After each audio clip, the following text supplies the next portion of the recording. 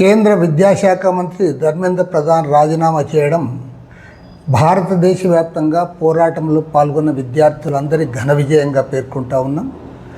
పెద్ద ఎత్తున దాదాపు 49 రోజుల పాటు విద్యార్థులు, యువకులు, వారి పేరెంట్స్ ఈ పోరాటంలో పాల్గొన్నారు.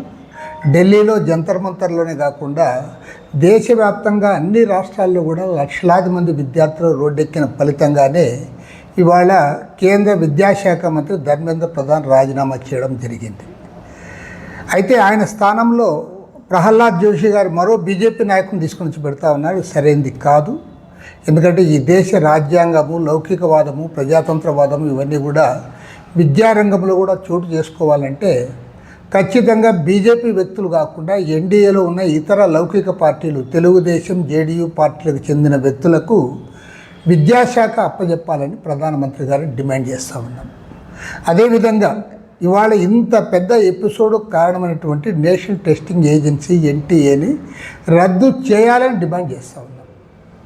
దేశవ్యాప్తంగా అనేక రాష్ట్రాల్లో గతం నుంచి కూడా డిమాండ్ చేస్తూ ఉన్నారు.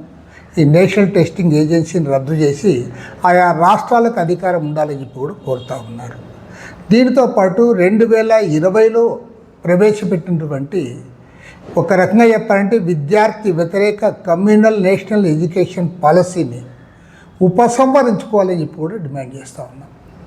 ఎందుకంటే కేంద్రంలో బీజేపీ ప్రభుత్వం అధికారంలోకి వచ్చిన తర్వాత నరేంద్ర మోడీ సర్కార్ దేశవ్యాప్తంగా విద్యారంగాన్ని అంతా దాన్ని కమర్షియలైజ్ చేయడం, అదేవిధంగా దాన్ని మతపరమైన రంగు పులిమి కమ్యూనల్ అజెండా కింద దాన్ని తీసుకొస్తూ ఉన్నారు.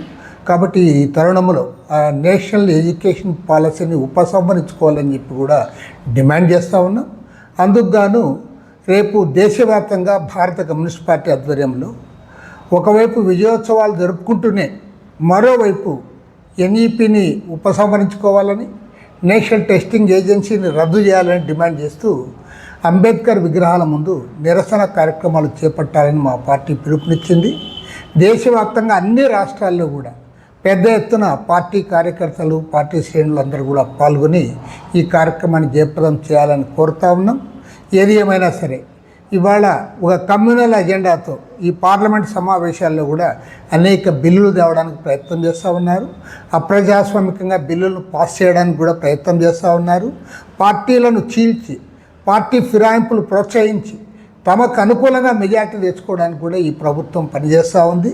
దీనికి వ్యతిరేకంగా ప్రతిపక్షాలని అప్రమత్తంగా ఉండి రాబోయే రోజుల్లో కూడా పోరాటాన్ని కొనసాగించాలని, ఇవాళ నిన్న 49 రోజులుగా జరిగిన ఈ సుదీర్ఘ పోరాటాన్ని ఒక ఆదర్శంగా తీసుకొని దేశవ్యాప్త పోరాటాలకు కూడా పార్టీ శ్రేణులు సమాయత్తం కావాలని సిపిఐ తరఫున విజ్ఞప్తి చేస్తూ ఉంది.